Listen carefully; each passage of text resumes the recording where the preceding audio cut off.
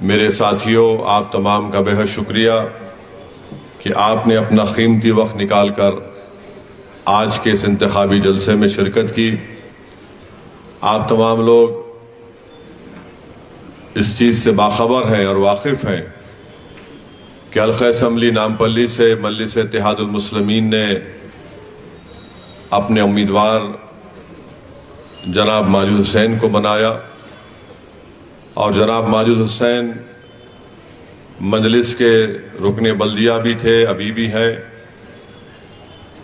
मजलिस ने उनको शहर हैदराबाद का मेयर बनाया।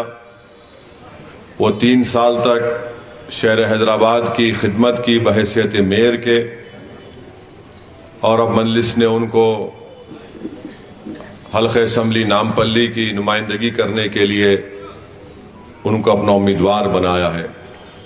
मेरी आप तमाम लोगों से गुजारिश है कि आप जनाब माजिद हुसैन और मजलिस इत्तेहादुल मुस्लिमीन के हक़ में अपने वोट का इस्तेमाल करिए, मजलिस को कामयाब करिए।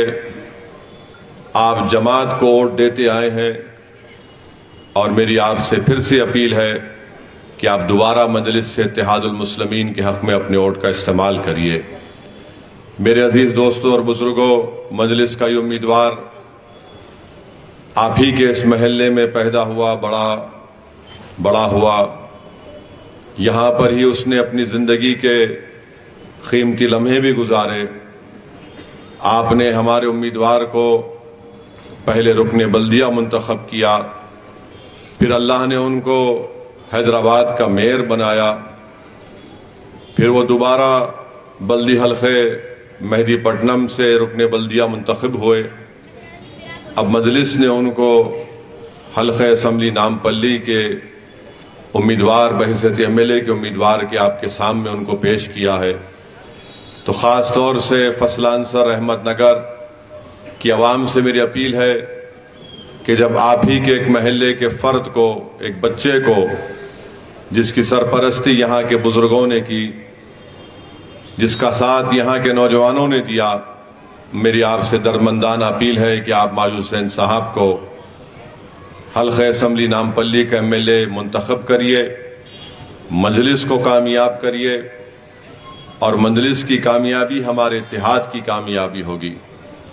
नामपल्ली से दोबारा मजलिस का MLA मुंतखब होना हमारी क़यादत की कामयाबी होगी, हमारी एक सियासी सोच की कामयाबी होगी। ये मुझसे आपसे अपील करना था, और मैं ये बात आगे बढ़ने से पहले ज़रूरी समझता हूँ कि इस बात को रखूँ आपके सामने कि हम और आपको यकीनन मज़म्मत करनी चाहिए जो फ़लस्तीन में जुल्म हो रहा है। और मसले फ़लस्तीन कोई मुसलमानों का मसला नहीं है, यह इंसानियत का मसला है। मसले फ़लस्तीन इंसाफ का मसला है। मसले फ़लस्तीन उन मज़लूम फ़लस्तीनियों की जद्दोजहद का एक मसला है जो पिछले 80-90 साल से एक आज़ाद फ़लस्तीन मुमलिकत के लिए कोशिश कर रहे हैं, और इस 75 साल में 1,70,000 से ज़्यादा लोगों ने अपनी जानों को कुर्बान कर दिया। और पिछले चंद हफ्तों में जालिम इजराइल की हुकूमत की तरफ से जो बमबारी की जा रही है, 10,000 से ज़्यादा लोगों की मौत हुई है, जिसमें से 70% लोग मासूम बच्चे हैं और ख़वातीन हैं। इसीलिए भी हमको मज़म्मत करनी चाहिए कि आज ये मगरबी ममालिक जो सारी दुनिया के सामने ह्यूमन राइट्स का दर्ज देते हैं, मगर आज ये बेनिकाब हो गए और इनके हाथ इन मासूम फ़लस्तीनियों के खून से रंगे हुए हैं। तो हम और आपको बेबस होने की कोई ज़रूरत नहीं है।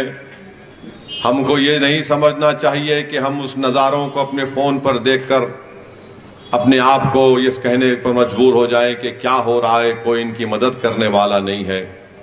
शैतान यही चाहता है कि आप अपने आप में मायूसी और बेबसी को महसूस करें, मगर जो इस कायनात के बनाने वाले पर तवक्कल करते हैं वो कभी बेबस और मायूस नहीं होते हैं।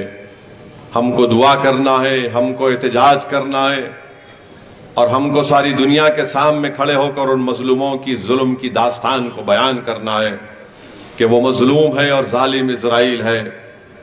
इजराइल उन लोगों का हक छीन चुका है, उनकी जमीन को छीन चुका है।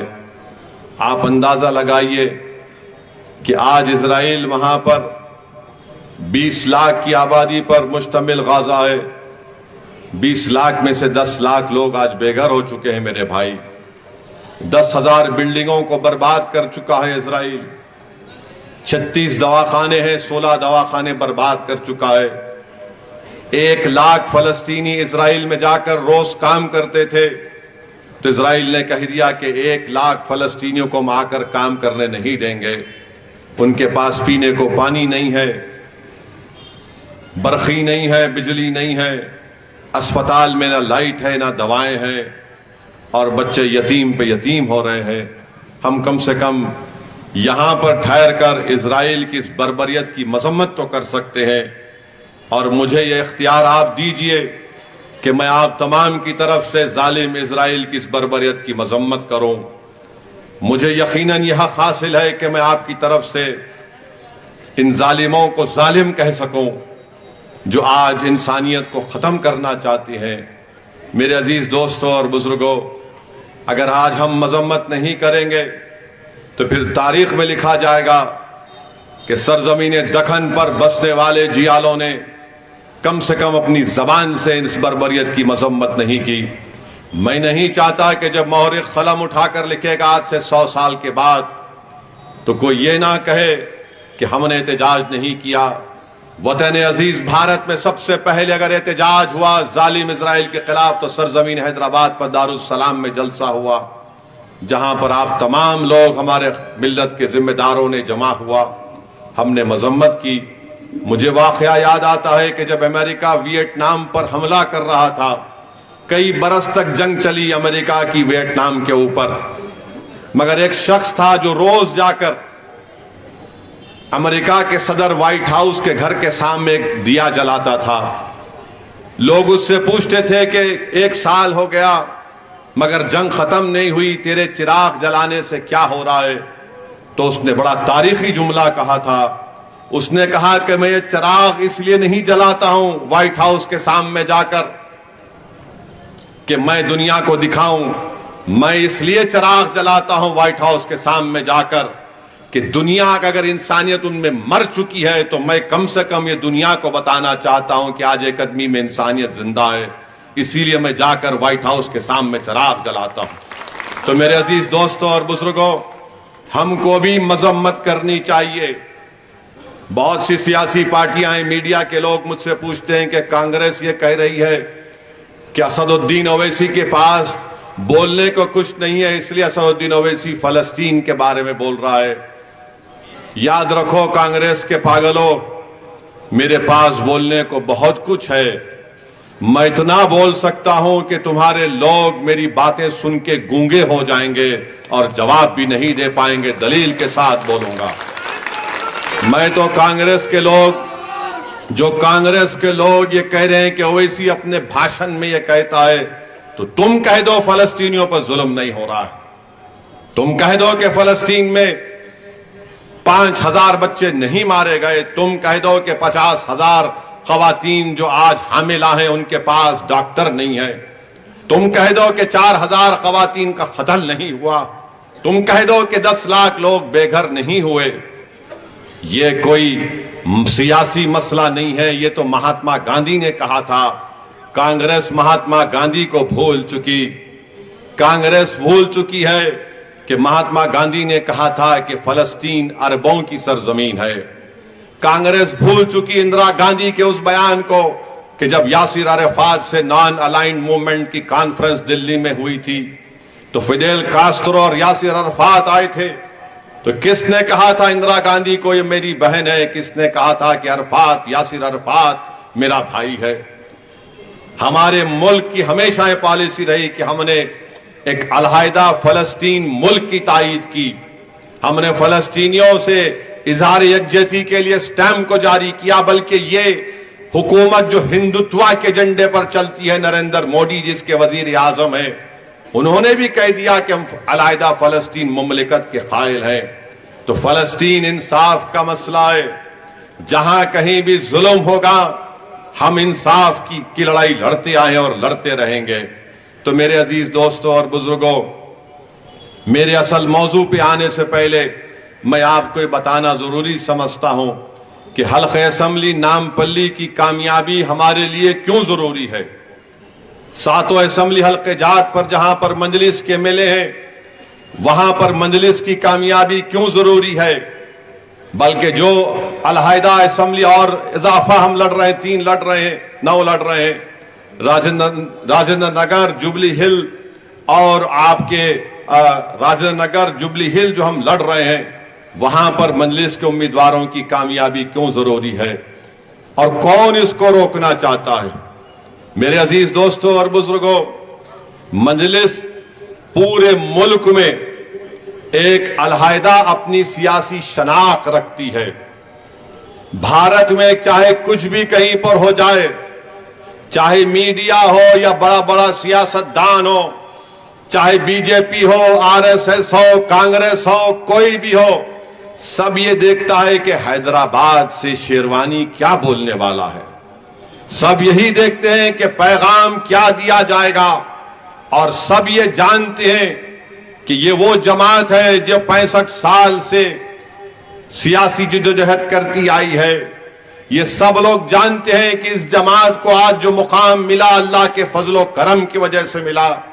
इस जमात को आज अगर अहमियत और ताकत मिली तो हमारे बुजुर्गों की कुर्बानियों की वजह से मिली।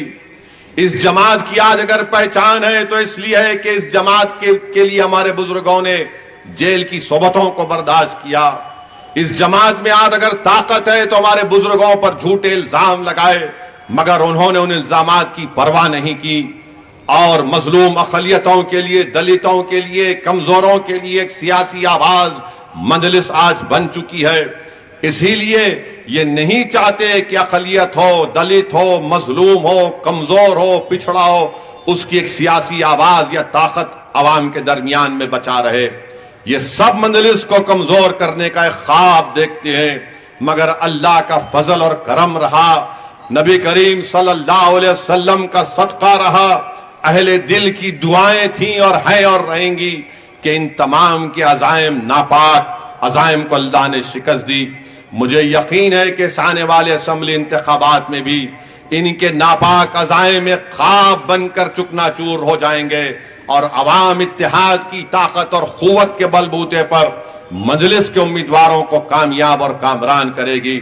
मेरे अजीज दोस्तों और बुजुर्गों, कांग्रेस पार्टी का जो उम्मीदवार है, जो कांग्रेस पार्टी है, बल्कि इनका जो यहां पर एक साहब आए हुए हैं जो अमेठी में इलेक्शन हार गए, अपने बाप दादा नानी का सीट हार गए और हैदराबाद को आकर मजलिस पर इल्जाम लगाते हैं श्रीमान राहुल गांधी, जिनको जनियोधारी कहते हैं कांग्रेस के लोग। तो श्रीमान ने कह दिया कि मजलिस पैसे लेती है। अरे राहुल गांधी, तुम नहीं जानते हमको, हम अपने जमीर का सौदा करने वाले नहीं है, हम अपने ईमान का सौदा करने वाले नहीं है। मगर बताओ राहुल गांधी, तुमने स्मृति ईरानी से कितनी पैसे लिए? तुम इलेक्शन तो हार गए स्मृति ईरानी से, तो स्मृति ईरानी से तुम्हारी क्या डील हुई? मैं तो नहीं लड़ा वहां पर। अब सोच रहा हूं कि अमेठी जाऊं 2024 में, तुम लड़ो तो सही। अरे मैं तो ये खुलकर कहा हूं कि यहां पर आकर इल्जाम लगाने से क्या फायदा। आओ हैदराबाद में मजलिस का मुकाबला हैदराबाद की पार्लियामेंट की सीट से करके दिखाओ मुझसे। तुम यहां वहां जाकर पुकारते हो, हैदराबाद की पार्लियामेंट की सीट पर मुकाबला कर लो प्यारे। तुम अमेठी तो नहीं जाओगे, तुम वायनाड ही जाओगे। अरे छोड़ो वायनाड, अमेठी, हैदराबाद को आओ। और ये जितने लोग इनके पीछे फिर रहे, इनका जिंदाबाद और बाजा बजा रहे, तुम पूरों को ला लो यहां पर। तुम मोदी को भी साथ में ला लो, आरएसएस को भी ला लो, योगी को भी ला लो, अमित शाह को भी ला लो, पूरों को ला लो। मुझे यकीन है कि हैदराबाद की आवाम तुमको शिकस्त देगी। पार्लियामेंट में भी तुम हारोगे, असेंबली के इलेक्शन में भी इंशाअल्लाह ताला तुमको शिकस्त होगी। और ऐसे आदमी को यहां का उम्मीदवार बनाया गया है जो ये कहता है कि हल्के असेंबली के नामपल्ली के मुसलमान तालिबानी माइंडसेट के हैं। यानी यहां के नामपल्ली के जो मुस्लिम अकलियत के लोग हैं तालिबानी माइंडसेट के हैं, फंडामेंटलिस्ट हैं। क्या यही कहा था ना? क्या कहा था उसने? हाँ, फेनेटिक है। अब फेनेटिक के माने क्या है? पागल किस्म के लोग हैं, फेनेटिक है। यहां के पूरे नामपल्ली के बसने वाले मुसलमान फेनेटिक है। अरे भाई साहब, आपको इलेक्शन लड़ना है, आप हार गए, चार मरतबा हार गए, तो हम यहां का नामपल्ली का मुसलमान फेनेटिक है? अरे फेनेटिक की स्पेलिंग तू बोल नहीं सकता, एफ के क्या ना बोलेगा तू, मगर फेनेटिक है। फेनेटिक बोल दिया माने बेइज्जती कर रहा है नामपल्ली के गयूर अवाम की। बोलो कांग्रेस वालों, क्या तुम वोट मांगने आओगे हमारे गली कूचों में? तुम फेनेटिक के घर पे जाके वोट मांगोगे? ये आपको तय करना है। हां, हम में दीवानगी जरूर है, हम में जरूर दीवानगी है। किस लिए है? कि हम जालिम को बर्दाश्त नहीं करते, हम जुल्म को बर्दाश्त नहीं करते, हम गरीबों का हक छीनने वालों को बर्दाश्त नहीं करते। आज इसीलिए नामपल्ली के बसने वाले मुस्लिम अकलियत को ये फेनेटिक कहता है। अब इंशाअल्लाह ताला 30 तारीख को ये फेनेटिक जो कहा गया, अब तुमको पता चलेगा मैजिक क्या होती है। तुमको पता चलेगा 30 तारीख को मैजिक क्या होती है। मगर ये इल्जाम, एक झूठा इल्जाम नामपल्ली की आवाम पर कांग्रेस ने आयद किया है। हार रहे तो बोलो इनको फेनेटिक है, तुम हार रहे तो फेनेटिक है। ये इनकी सोच है। और मैं आपको बताना चाह रहा हूं कि 30 तारीख को आपको मंजलिस को वोट क्यों देना है। कोविड हुआ था, कोविड की 2 वेव हुए थे, पहली वेव और दूसरी वेव। आप जहां तक मेरी बात जा रही है, आप अपने दिल पर हाथ रखकर मेरी इस बात को सोचिए मेरे अजीज दोस्तों, मेरे इज्जतदार मां और बहनों। जब कोविड में कर्फ्यू लग गया था, लोग इतना परेशान थे कि हर घर में एक आदमी या 2 आदमी इंसानों की मौत हो रही थी। बिला लिहाज हिंदू भी मर रहा था, मुसलमान, दलित, बैकवर्ड क्लास सब मर रहे थे। अस्पतालों में बेड नहीं मिल रहा था। आप खुद सोचिए कि मंजलिस इत्तेहादुल मुस्लिमीन थी, एमआईएम पार्टी, जिसके अराकीन ने बल दिया। हल्के असेंबली नामपल्ली में अगर फोन आता कि हमको ऑक्सीजन सिलेंडर चाहिए, तो मैं शुक्रिया अदा करना चाहूंगा खास तौर से हमारे जफर कॉरपोरेटर का, हमारे लाल टेकरी के आरिफ साहब का, विजयनगर के कासिम का, माजिद हुसैन का। ये लोग अपनी गाड़ियों में मोटरसाइकिल पर ऑक्सीजन रख के जो फोन आता था उनके घर तक फ्री में पहुंचाते थे। ऑक्सीजन का सिलेंडर खत्म होता तो उसको रिफिल करके पहुंचाते थे। एक नहीं 1200 ऑक्सीजन के सिलेंडर मजलिस इत्तेहादुल मुस्लिमीन ने कोविड के दौरान गरीबों के घर तक पहुंचाया। फिर किसी ने आकर मुझसे कहा कि सिलेंडर काम नहीं आ रहा, ऑक्सीजन कॉन्सेंट्रेटर मंगाओ। तो बर्तानिया से ऑक्सीजन कॉन्सेंट्रेटर हम मंगाए, 60 ऑक्सीजन कॉन्सेंट्रेटर मंगाए, करीब 70 लाख रुपए मजलिस ने दिए।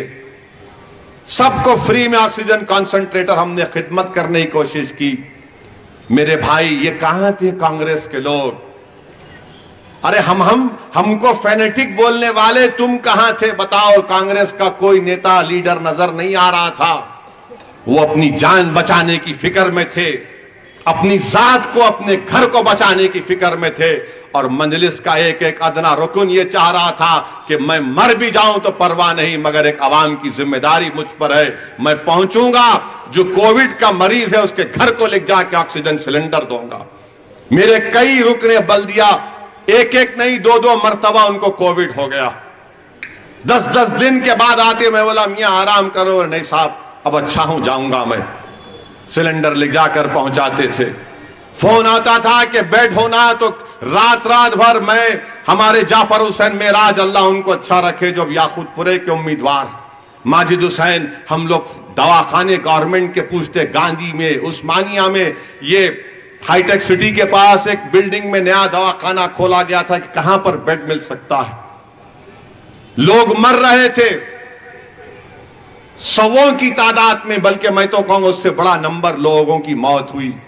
कब्रस्तान में लोग बोले नहीं नहीं हमारे कब्रस्तान में दफनाना नहीं, कोविड का पेशेंट है। मंजलिस क्या करी बोलते ना, मैं बता रहा हूं आपको। आंध्र प्रदेश में एक मुफ्ती साहब का इंतकाल हुआ। वहां के लोगों ने, शायद गुंटूर या विजयवाड़ा के, वहां के लोगों ने मुझे फोन करके कहा, असद साहब मुफ्ती साहब है, इंतकाल हो गया। और वहां की हुकूमत जगनमोहन रेड्डी ये चाहती है कि इनको तदफीन ना हो, इनको जला दिया जाए। मैं जगनमोहन रेड्डी से बात किया, हमारे यहां के चीफ मिनिस्टर से बात किया, और मैंने कहा कि साहब लोग मर रहे हैं, तो कम से कम आप ये करिए कि उनके मजहब के मुताबिक उनका अंतिम संस्कार या उनकी आखिरी तरीके से हो।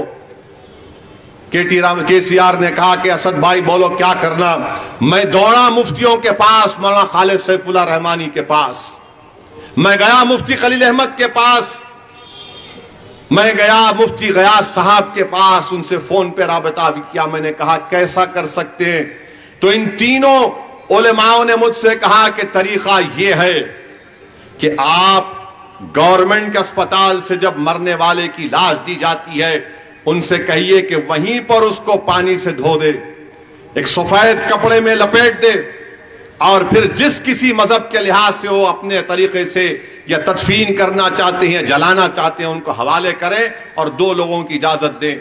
मैंने कहा मौल साहब नमाज जनाजा क्या होगी, तो बोले कब्रस्तान को लिख जाओ मियाँ, 2 लोग काफी है, पढ़ लो। ये काम मजलिस ने किया। वो जियो निकला, वो जियो की कॉपी लेके मैं जगनमोहन रेड्डी को भिजाया, वहां पे वो जियो की कॉपी निकली। फिर कब्रस्तान में नहीं दफना रहे थे, तो फकीर मुल्ला कब्रस्तान महेश्वरम असेंबली कॉन्स्टिट्यूंसी में अकबरुद्दीन अवैसी की नुमाइंदगी पर मिला, वहां पर फ्री में कब्रस्तान में दफनाना शुरू किए। अकबर ने कहा कि मैं एक नहीं 500-600 खबर खुदा की अकबर ने रख दी, क्योंकि इतने लोग मर रहे थे। अरे बुरे वक्त पे तुम कहां थे ये लोग जो आज आकर वोट का मुतालबा कर रहे हो? जब सरजमीन हैदराबाद पर सन्नाटा था, गरीब जो छोटा मोटा कारोबार करके अपना पेट भरता था, कौन उनके घरों में जाकर फूड का रेशन किट देता था? क्या कांग्रेस वाले देते थे? क्या बीजेपी नजर आई आपको? सब अपनी चमड़ी बचाने पर थे, सब अपनी जानों को बचाना चाहते थे। मंजलिस अवाम के दरमियान में थी, बुरे वक्त में मंजलिस अवाम के दरमियान में थी। अब इलेक्शन आया तो हर कोई आके बोला मैं दूल्हे भाई की तलवार हूं, अब मैं दूल्हे भाई की तलवार हूं। जब तो नजर नहीं आए, जब तो बैठे हुए थे कि नहीं नहीं अगर मैं निकलूंगा तो मुझे कुछ हुआ तो मेरा कुत्ता मर जाएगा घर का, क्योंकि कुत्ते का नाम भी तुमने क्या रखा है। मेरे भाई ये मंजलिस का काम था और मंजलिस काम कर रही है।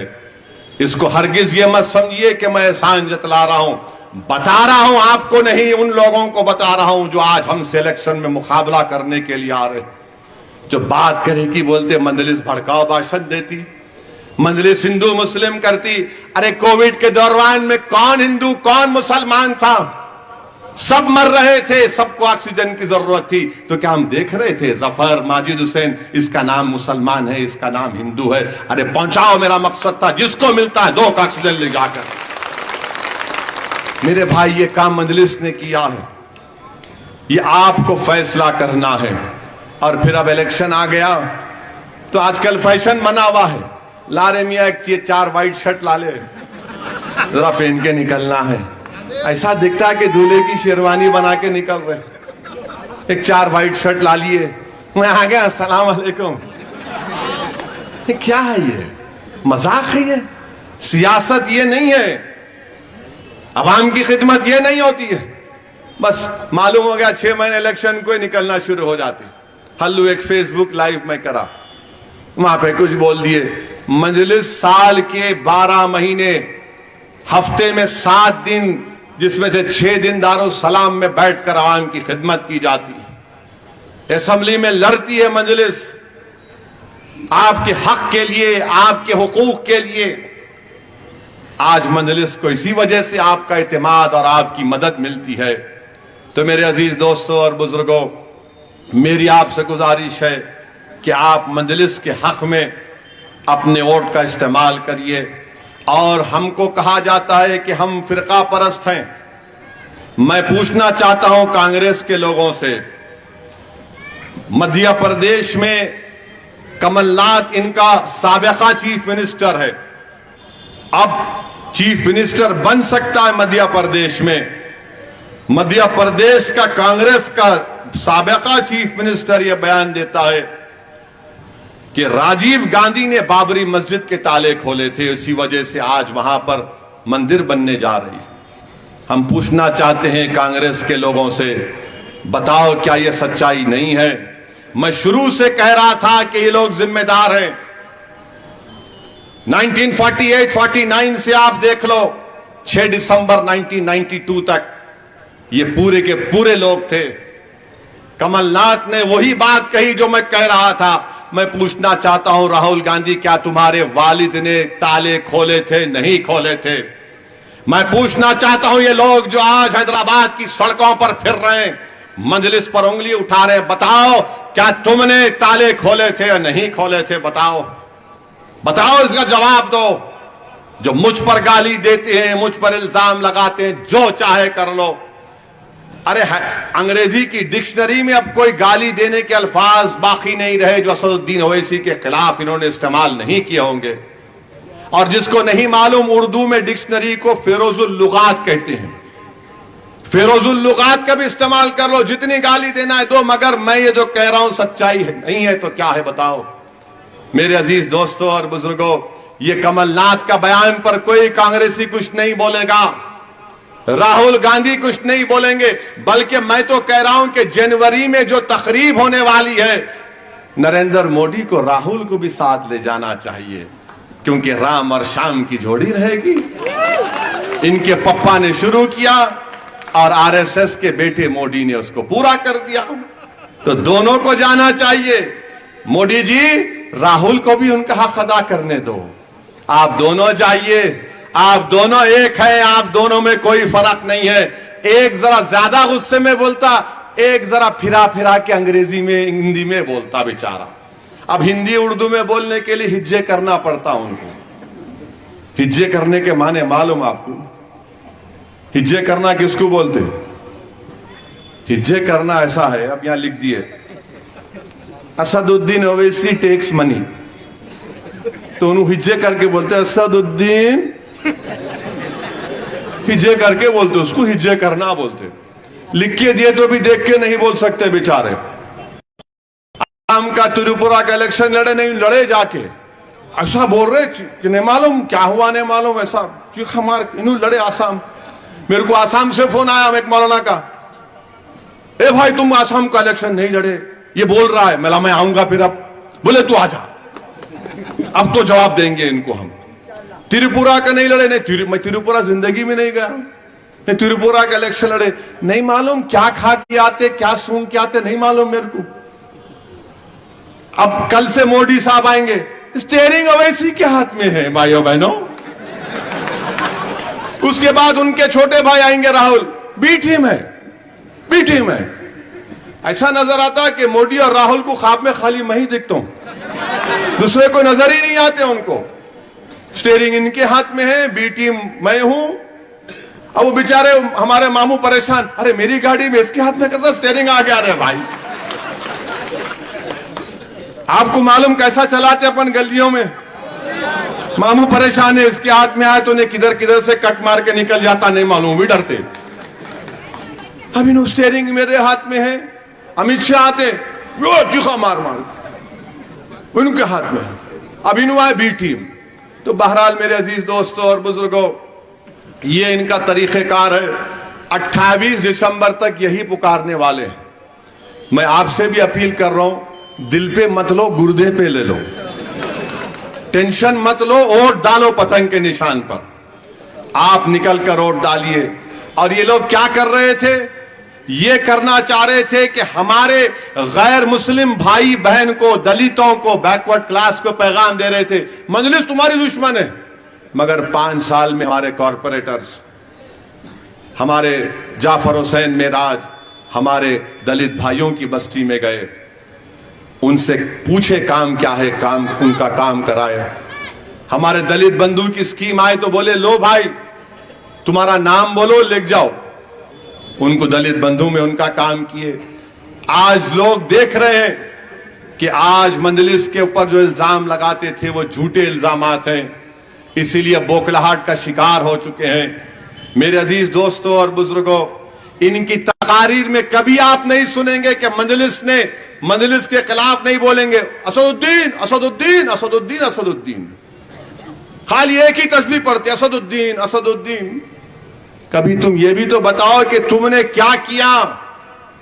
तुमने भी तो वोट लिया ना कांग्रेस पार्टी, तुम कभी चिरंजीवी की पार्टी से वोट लिए, तो कभी तुम नायडू और बीजेपी के साथ थे, फिर तुम अब कांग्रेस के साथ आए। बताओ तुमने नामपल्ली के लिए क्या किया। बोलेंगे हम क्या किए, इनू है, हम वो करेंगे, ऐसा करेंगे। कुछ नहीं करना चाहते, सिर्फ बर्बादी लाना चाहते हैं। आप इनकी सोच, इनकी जहनियत देख लीजिए। मैं कोई फरिश्ता सिफत इंसान नहीं हूं ना जितने लोग बैठे हैं, मगर एक बात का तो आपको गारंटी देता हूं, मैंने कभी हमियत के नाम पर, आपकी शनाख्त के नाम पर कोई कॉम्प्रोमाइज होने नहीं दिया। मैं कभी भी अपनी शनाख्त को कॉम्प्रोमाइज होने नहीं दिया। मैं जो हूं वो हूं। मैं कभी सियासी इख्तिदार के लिए नहीं झुका, ना आपको झुकने दूंगा इंशाअल्लाह ताला। यह मंजलिस का काम रहा है। तो इनको यही चाहिए कि आपकी शनाख्त को खत्म कर दिया जाए, आपकी हमियत को खत्म कर दिया जाए, आपके नाज और फख्र की चीजों को मिटा दिया जाए। यह इनकी सोच है। इसीलिए मेरी आपसे अपील है मेरे अजीज दोस्तों और बुजुर्गों कि आप इन चीजों का भी गौर करिए।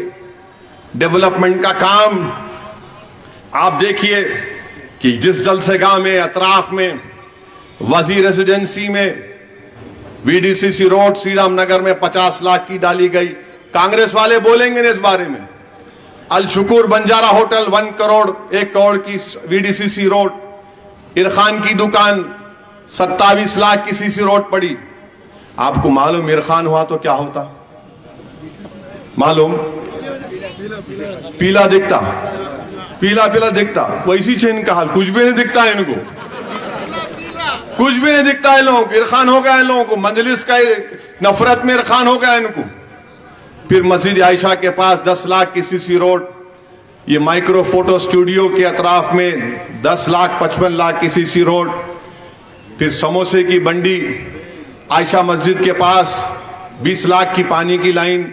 खादरिया मस्जिद के पिछले हिस्से में श्री राम नगर में 14 लाख की एक पानी की लाइन। आरिफ जिराक्स शॉप मेविन अपार्टमेंट के पास 22 लाख की एक पानी की लाइन। और खरीब और बहुत से काम चल रहे हैं। फिर ऊपर सैयद नगर में एक 57 करोड़ का बलकापुर के नाले का काम चल रहा है, मदीना मस्जिद से कब्रस्तान तक। वो काम जेर दौरान है, थोड़ा स्लो चल रहा। ये प्लान है मंजलिस का, और यहां पर बस सर्विस शुरू करना है और तेज करना है।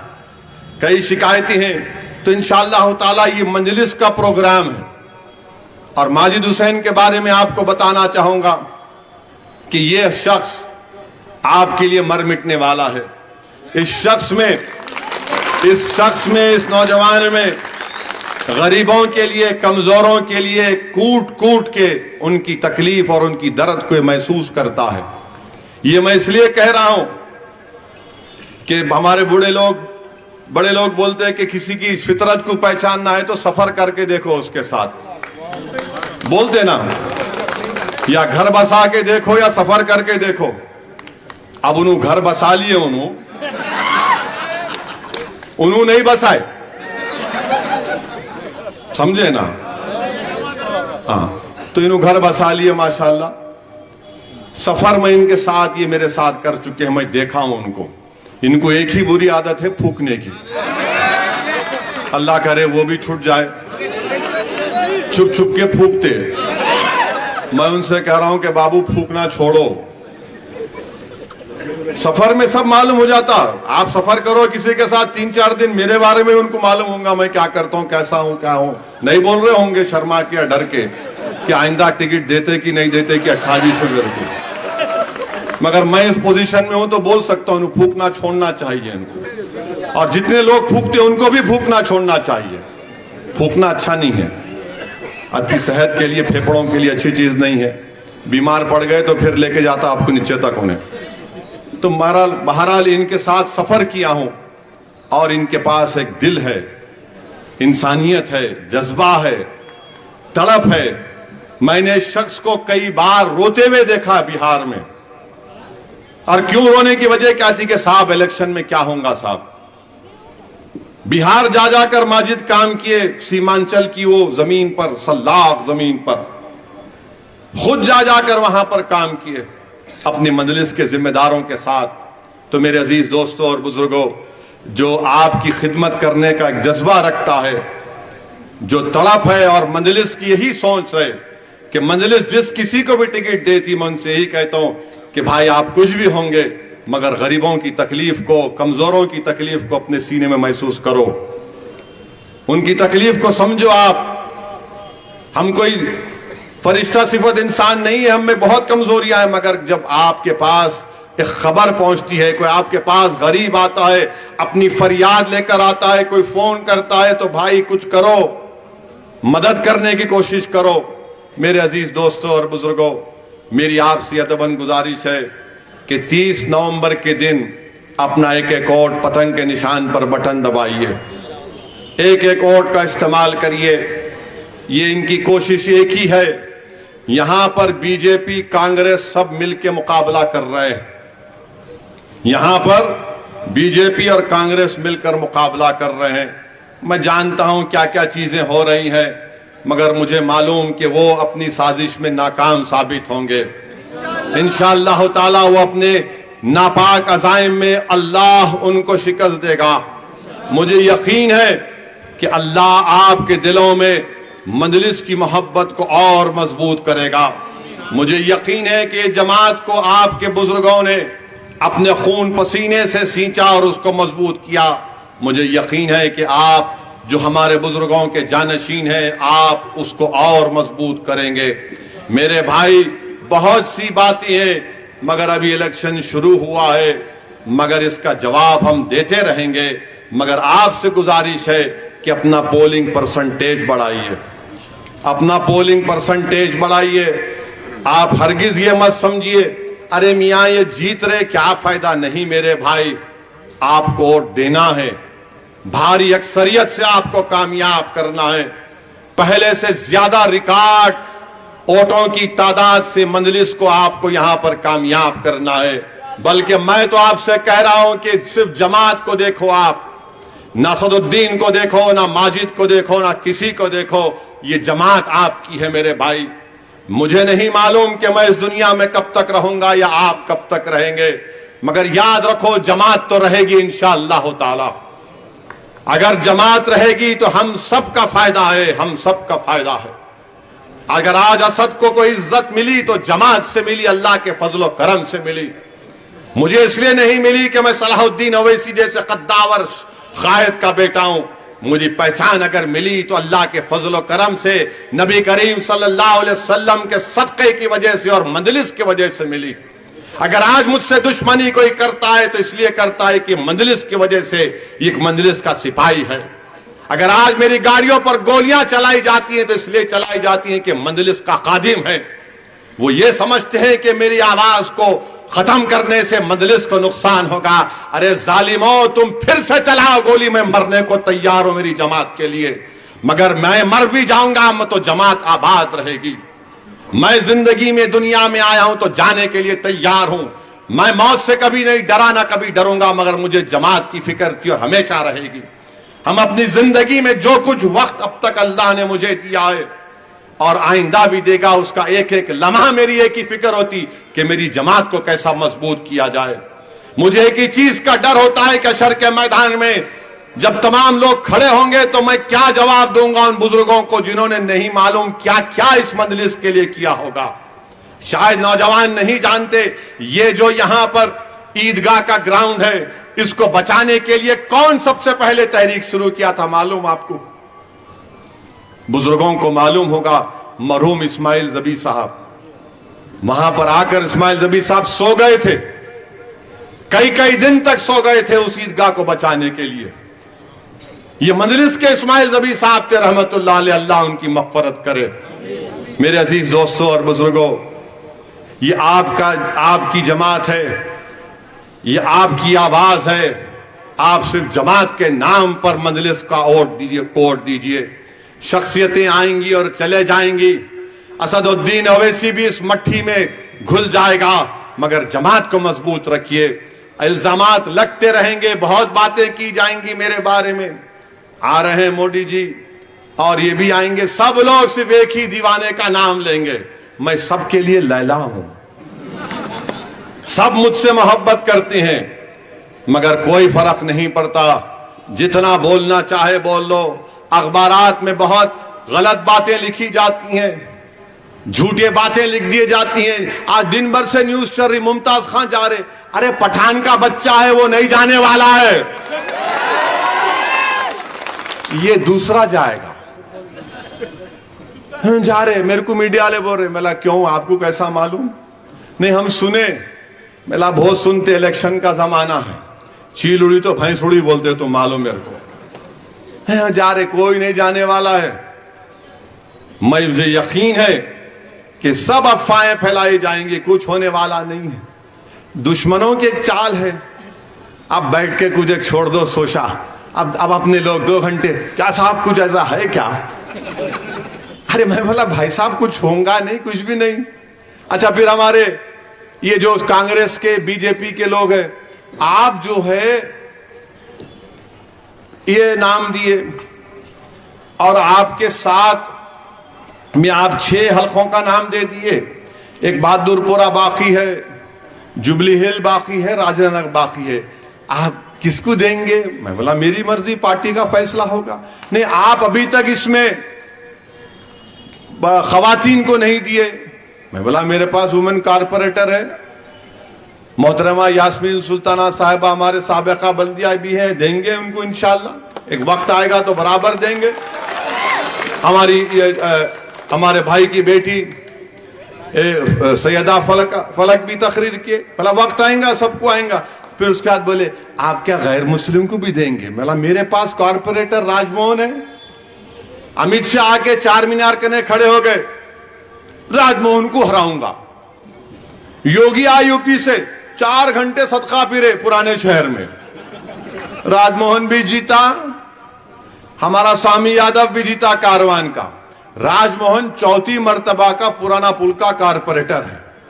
राजमोहन जिस दिन अमित शाह आए, मेरे को फोन किया घासी बाजार से, हमारे गौस, बोले साहब आ रहे हो? अरे वाला कुछ नहीं होता भाई साहब, फिक्र मत करो, 4 मीनार अब बाकी जगह है, वहीं आ रहे हो, कुछ नहीं होता। आए उन्होंने, कुछ नहीं हुआ। अब हमारे मीडिया के लोग को मैं बताना चाह रहा हूं कि राजेंद्र नगर से मजलिस का एक 22 साल पुराना रुकन है, कितना 22 ईयर्स ओल्ड, साबिका रुकने बल्दिया, उसका नाम क्या है? बी रवि यादव राजेंद्र नगर का कैंडिडेट होगा इंशाअल्लाह। अब आप बताओ आप क्या करेंगे? अब आप बोलेंगे ये क्या चाल चल दिया रे भाई तू? चाल चलना हमको भी आता, हम भी सियासत कोंचम सीखे सालार के पैरों के पास बैठ के। पूरा लूडो खेले, लूडो कोविड में खेले होंगे ना, कैरम खेले, कैरम में आखिर में क्वीन को बिठा देना, अपन चूड़ी को बिठा दे, बोलते देखो वैसा खेलना। अब पहले ही सही कर दिया तो नहीं होता ना। तो अब हमारा रवि यादव राजेंद्र नगर से हमारा उम्मीदवार है। अब मैं ऐलान कर दिया, आप देखो इनमें इतनी बेचैनी शुरू हो जाएंगी। मामू के पास भी बेचैनी, राहुल के पास भी बेचैनी, मोदी के पास भी बेचैनी। ये क्या हो रहा है? मेरे भाई थोड़ा हम भी सियासत जानते हैं, हमने भी तैयारी की है, नामपल्ली के लिए हो, जितने हमारा हल्के जात के लिए हो। हम कोई हाथों में मेहंदी लगा के नहीं बैठे हैं, हम जानते हैं, पूरा हर चीज को जानते हैं।